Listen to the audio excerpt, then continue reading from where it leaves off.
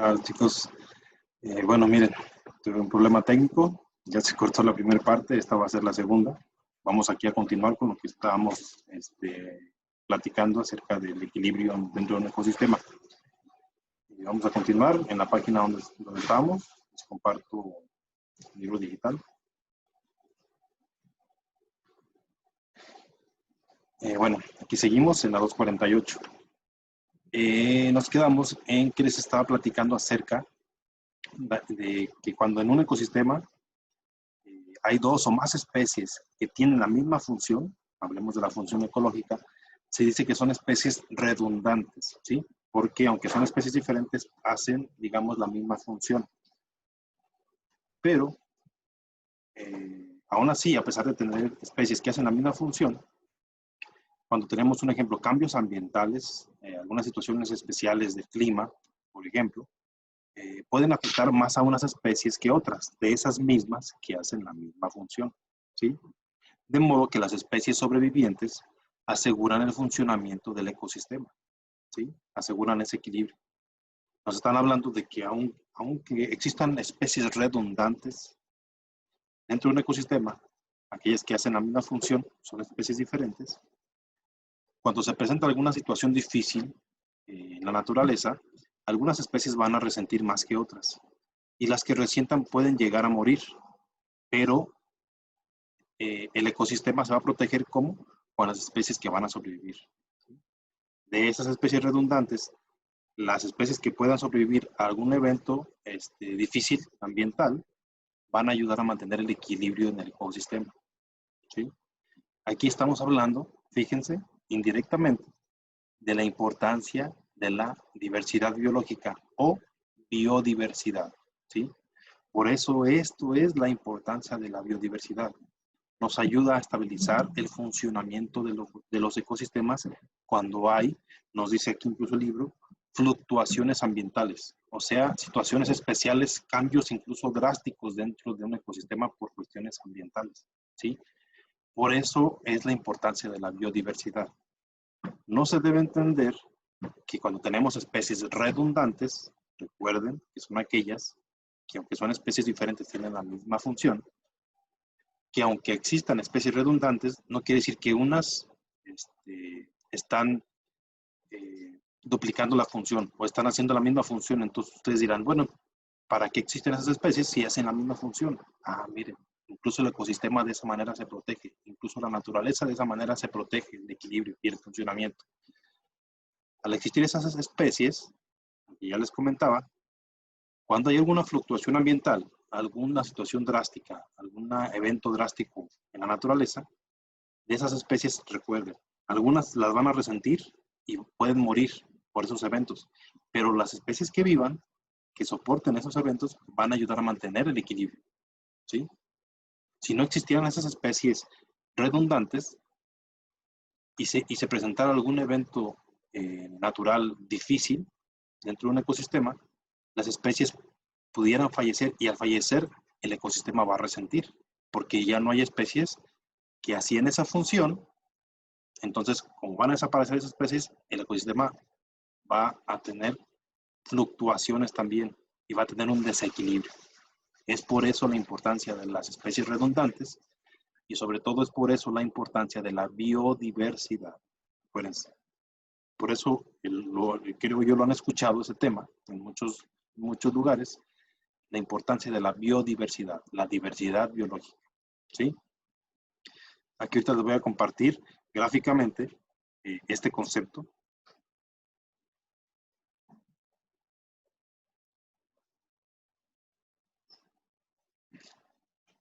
Ok, mira, espero que todos la tengan en su imagen.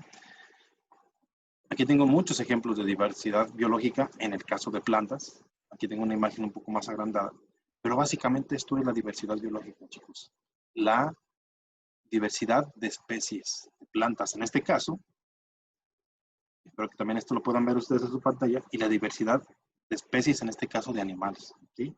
La biodiversidad. Bio, vida. Diversidad es variedad de la vida, ¿sí? Vean la cantidad diferente y representantes que tiene cada una de esas especies. Mira, aquí tenemos rinocerontes, osos panda, algunas aves, algunos organismos marinos, mamíferos más, elefantes, leones, sitios naturales aquí ecológicos, de vegetación, plantas. Vean esa variedad.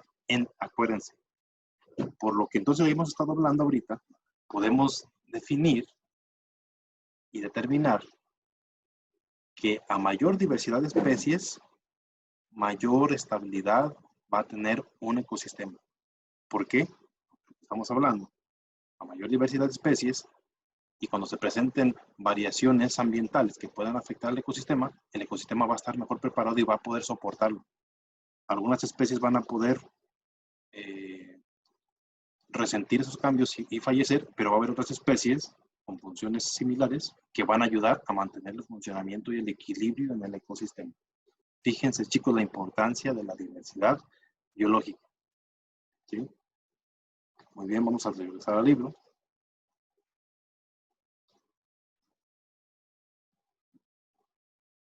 Ya en esta parte, en la página 249, estamos hablando ya de las características que ayudan a mantener la relación y sobre todo ese equilibrio entre los organismos, entre las especies dentro del ecosistema. Con suficiente alimento y sin presencia de depredadores, todas las poblaciones tienden al inicio a crecer exponencialmente. ¿Sí? Repito, cuando hay suficiente alimento y no hay depredadores, las poblaciones al inicio van a crecer exponencialmente porque no hay quien se las coma. Esto quiere decir que al no haber depredadores, el número de individuos aumenta con rapidez. ¿Cuáles individuos? Las poblaciones que son presas usualmente. ¿Sí? Pero pasado poco tiempo y varias generaciones se presentan limitantes ambientales, como la cantidad de alimento, que ya no basta para todos, y el número de nacimientos disminuye, mientras que el de las muertes aumenta. ¿Sí? Vean cómo, fíjense, aquí estamos hablando de otras cuestiones, chicos, y espero recuerden los temas. ¿Recuerden cuando hablamos de factores bióticos y abióticos? Ok, factores bióticos, todos los organismos vivos, toda la parte viva de un ecosistema. Factores abióticos, todos los factores físicos, ¿sí? Incluso el lugar físico y el hábitat donde se desarrollan los organismos vivos, ¿sí? Todas las partes físicas que intervienen en un ecosistema. Suelo, tierra, aire, agua, todos esos puntos. Rocas, ¿sí? Entonces, fíjense lo que nos dice aquí. Si pasado poco tiempo y varias generaciones se presentan limitantes ambientales, ¿sí? En este caso como la cantidad de alimento, que ya no basta para todos, el número de nacimientos va a disminuir, mientras que el de las muertes va a aumentar, ¿sí? Esto determinado por la cantidad de alimento, ¿sí? Por la poca cantidad de alimento. Aquí tenemos una imagen que nos ejemplifica algo de lo que estamos hablando ahorita. La figura 3.27 nos dice, cuando hay gran cantidad de depredadores y pocas presas, automáticamente, ¿qué se va a incrementar? La competencia entre depredadores, ¿sí? Porque hay poco alimento para los depredadores y hay muchos depredadores, entonces la competencia se va a incrementar y la mortandad en ese nivel de los depredadores va a empezar a incrementarse, ¿sí? Porque por la competencia algunos van a salir vencedores, van a poder comer y los otros no, ¿sí? Entonces, en ese tiempo que esté esa competencia, algunos van a morir incluso por inanición, por no alimentarse. Y algunos pueden morir incluso por la misma competencia del alimento al momento de pelearse. Fíjense cómo esos factores afectan a todas las cadenas, ¿sí? Hablamos de que así el crecimiento poblacional se va haciendo más lento y se estabiliza en un valor más o menos fijo. En este caso, se dice que la población ha llegado a la capacidad de carga del ecosistema. Fíjense, es decir, al número máximo de individuos de una especie que un ecosistema puede mantener. Vamos a repetirlos un poquito completo.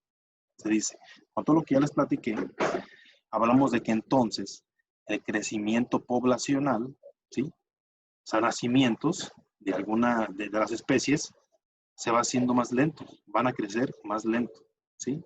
Las poblaciones. Y se va a estabilizar en un valor más o menos fijo. O sea, va a disminuir el crecimiento poblacional. Se va a hacer muy lento el crecimiento, pero va a llegar a un punto en el que ese valor va a ser como un promedio, ahí se va a mantener, ¿sí? O sea, por eso habla de que va a ser más o menos fijo.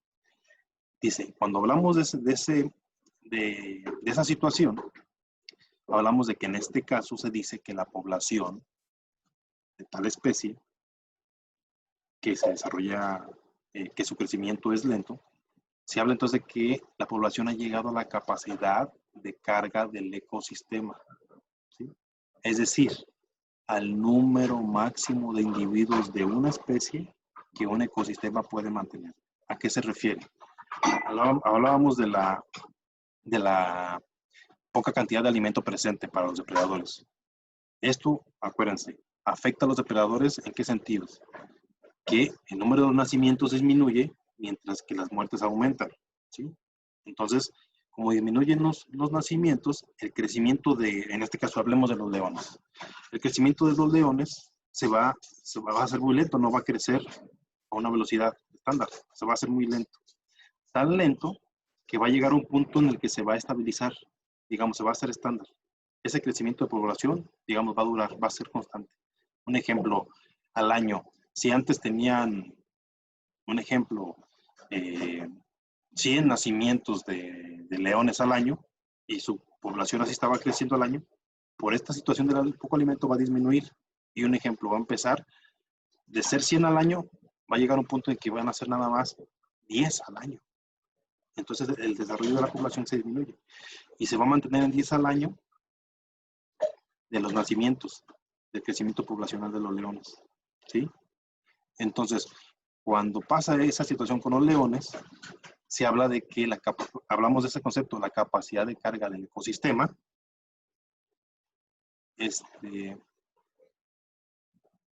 esa cantidad de crecimiento de los 10 leones es el número máximo de individuos de la especie, en este caso de leones, que el ecosistema puede mantener. A eso se le llama la capacidad de carga del ecosistema.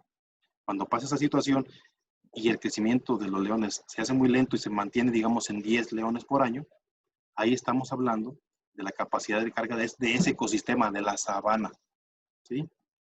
Entonces hablamos de que ese es el número máximo de individuos que el ecosistema puede mantener, o en esa situación especial que pasó de la poca cantidad de alimento en el ecosistema, ¿sí?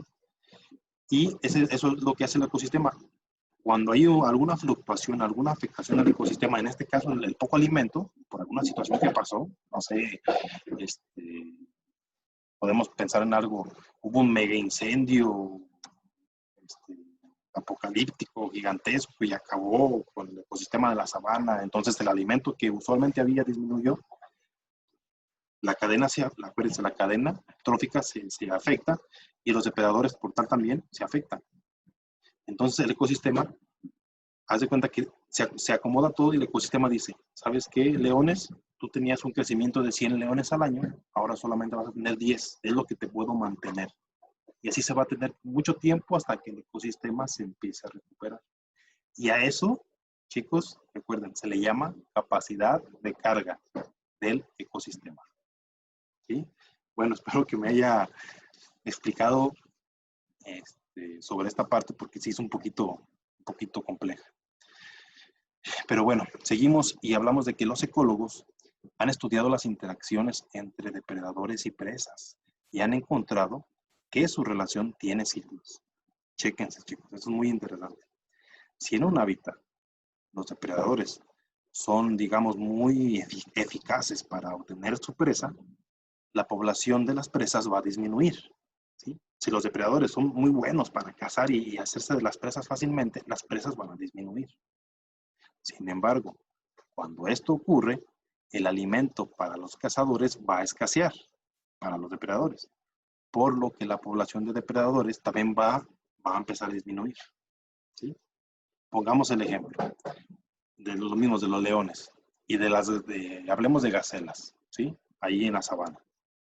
Ya el ecosistema ya se recuperó, está en su mejor momento el ecosistema. Hay muchas presas, muchas gacelas, y por tal también empieza a haber muchos leones. El crecimiento de población de los leones se va a incrementar porque hay mucho alimento. ¿Qué pasa?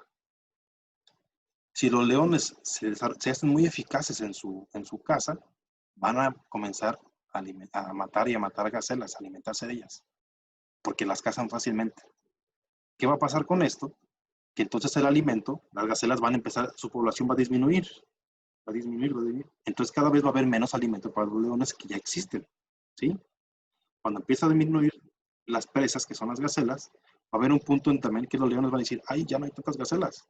Vamos a entrar en un punto de la competencia y también la población de los depredadores va a empezar a disminuir. ¿Se fijan cómo están conectadas las cadenas? Disminuye el alimento, disminuyen las presas, automáticamente también disminuyen los cazadores o los depredadores. ¿Sí? Vean cómo están conectados. Y esos son los ciclos. Así es como se controla por sí mismo el ecosistema. ¿Sí? Al no haber tantos depredadores, la población de presas se recupera y volvemos a la situación inicial, a partir de la cual el ciclo se va a repetir. Esto es básicamente el ciclo, chicos, a lo que se refieren algunos ecólogos que han estudiado estas interacciones. Hablamos de que hay muchas presas, hay muchos leones.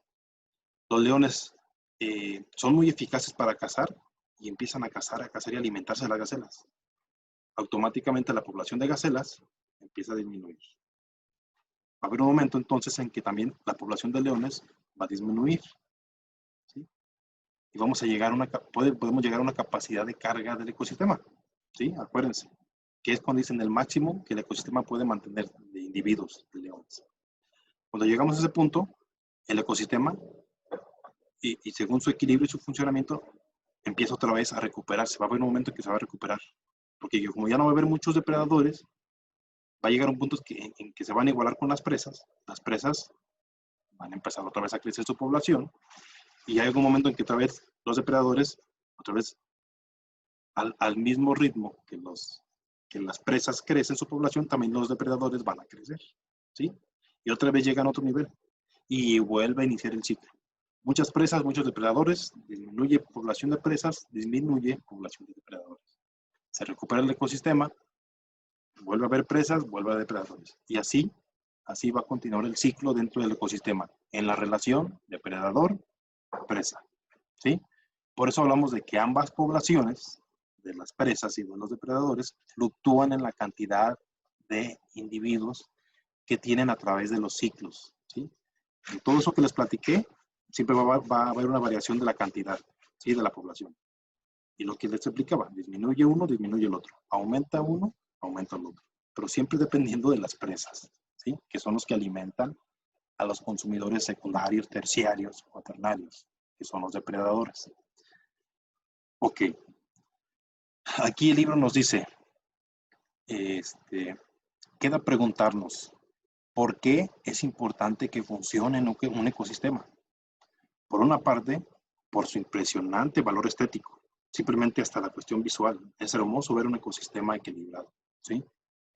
Sería triste un mundo sin arrecifes de coral o sin matorrales de extrañas cactáceas. El ejemplo del semidesierto, ¿sí? Si conocen las diferentes especies de cactáceas o algunas, ¿sí? En especial los clásicos, los cactus. Pero bueno, hay otra razón muy importante del por qué es importante que un ecosistema funcione. Los ecosistemas brindan la estabilidad terrestre, que es fundamental para el mantenimiento de la vida en todos los aspectos, incluso la de nosotros los humanos. Fíjense la importancia, ya que estos espacios naturales proporcionan importantes servicios ambientales. ¿Recuerdan en dónde vimos servicios ambientales? Y no es en biología, fue en geografía. Y de hecho lo estamos viendo todavía. ¿Se dan cuenta de cómo incluso ya conectamos biología con geografía? ¿Se dan cuenta cómo llegamos al punto de los servicios ambientales? ¿Y quién nos los brinda? El ecosistema. Acuérdense que ya en geografía ya hablamos de tipos de servicios ambientales. Aquí nos dan algunos ejemplos. Los de provisión, los de regulación, el cultural y los de soporte, ¿sí? Aquí tenemos las definiciones. ¿Ok? Fíjense cómo chicos, vamos entendiendo los ecosistemas, cómo funcionan, cuál es su importancia y cómo repercuten no solo en las especies que ahí habitan, sino en nosotros los humanos. espero que vayamos captando la importancia de mantener la calidad de los ecosistemas en donde nos encontramos. ¿Sí? Muy bien, chicos. Miren, en la siguiente página prácticamente seguiríamos con la temática del equilibrio. Solamente que aquí ya hablaríamos de qué es lo que pasa cuando se rompe el equilibrio. ¿Sí? Aquí nos habla de que cuando el equilibrio se rompe, todo se pierde. ¿Sí? Pero bueno, esto me gustaría platicárselos ya en la siguiente clase, porque es un tema también muy importante, de que, bueno, porque vamos a pasar de lo que es un ecosistema y por qué es importante, al hecho de qué puede pasar cuando afectamos el funcionamiento y principalmente el equilibrio de un ecosistema, y cómo incluso nos afecta no solo a los organismos que viven, sino a nosotros mismos, los humanos. ¿Sí? En la siguiente clase voy a hablarles prácticamente de qué es lo que pasa cuando, sobre todo, aparte de cuestiones ambientales, cuando el humano metemos la mano y comenzamos a romper el equilibrio en un ecosistema. ¿Sí? Ok, chicos, les voy a describir las actividades.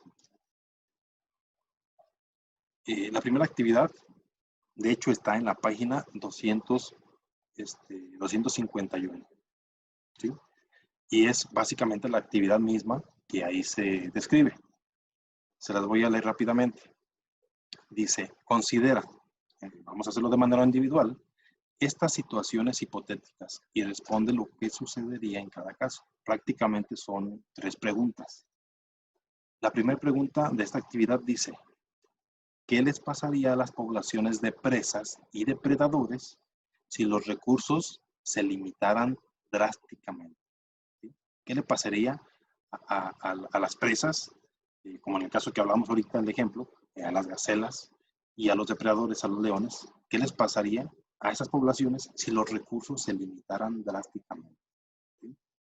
La segunda pregunta dice, ¿qué ocurriría si hubiera alimento ilimitado para las presas y ningún depredador? Fíjense, ¿qué ocurriría si hubiera alimento ilimitado? O sea, demasiado alimento. O sea, ¿qué ocurriría si hubiera demasiado alimento para las presas y además no hubiera depredadores? ¿Sí? ¿Qué ocurriría? En la tercera pregunta, en la última dice, ¿y si aumentara mucho el número de depredadores y si disminuyera considerablemente el número de presas, ¿qué ocurriría? ¿Qué ustedes opinan que le ocurriría a un ecosistema? ¿Sí? Si aumentara mucho el número de depredadores y disminuyera considerablemente el número de presas, ¿qué ocurriría también en un ecosistema? Esta es la primera actividad. Contestar estas 3 preguntas de la página 251. ¿Sí, chicos? La segunda actividad, esa hasta yo se las voy a pedir, y es relacionado con ecosistemas locales. En este caso, en el municipio donde vivimos, donde nos desarrollamos, vamos a tomar el ejemplo de ecosistema al área protegida que tenemos de vecino, que es el bosque de la primavera. ¿Sí? La segunda actividad consiste en que ustedes me van a hacer un escrito sobre qué le pasaría a este ecosistema que tenemos, a este bosque de la primavera. ¿Qué le pasaría si dentro del bosque se instalara una industria minera? ¿Sí? ¿Qué le ocurriría a este ecosistema? ¿Qué le ocurriría al bosque de la primavera si dentro de ella se instalara una industria minera? ¿Sí? Minera, acuérdense, el aprovechamiento de minerales, el aprovechamiento geológico. ¿Sí? Repito, ¿qué le ocurriría a este ecosistema que tenemos aquí en Tala, que somos vecinos, que es el bosque de la primavera, si dentro de ella se instalara una industria minera? Ok, chicos, esa es la segunda actividad. Y de favor les pido en la descripción, en este caso de lo del bosque de la primavera y la industria minera, quiero que se desplayen, que escriban lo que ustedes creen en base a lo que hemos visto, que pasaría con el ecosistema. ¿Sí? No solamente 2, 3 renglones, no. Por lo menos no se manejen un buen párrafo, varios renglones, unos 5 renglones, una media cuartilla incluso si pueden, para que me expliquen ustedes con sus propias palabras qué le pasaría a el bosque de la primavera. ¿Sí? Ok, chicos. Pues bueno, parece que ya no hubo detalles técnicos aquí, ya no se paró nada. Esto sería todo por el día de hoy. Yo voy a pedir una disculpa por no haberlo compartido en tiempo, pero bueno, he tenido muchos problemas técnicos con el internet. Pero bueno, aquí está la clase. Espero la puedan aprovechar muy bien. Y como siempre, estoy al pendiente de las entregas de sus tareas y de sus dudas ahí en plataforma. ¿Vale? Pues cuídense mucho y que tengan muy buen fin de semana. ¿Sale? Adiós.